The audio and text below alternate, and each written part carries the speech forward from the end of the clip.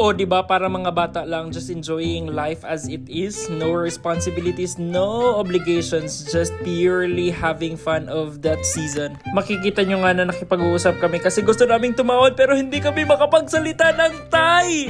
So hindi kami magkaintindihan parehas. Ending, nag-decide na lang kami na dalawang ATV na lang ang aming i-rent at paghati-hatian na lang namin ang aming babayaran. Syempre gusto nating mag-enjoy pero kailangan din nating maging responsible sa finances na kaya nating ma-afford lamang sa season na meron tayo sa financial life.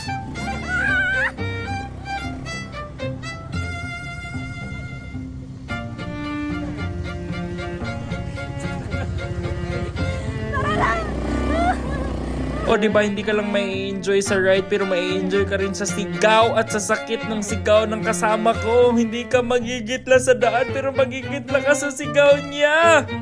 Si Snow White ka ba? Ba't ang puti mo sa video na to? Pero hindi naman kami yung dwarf kasi matatangkad naman kami, diba?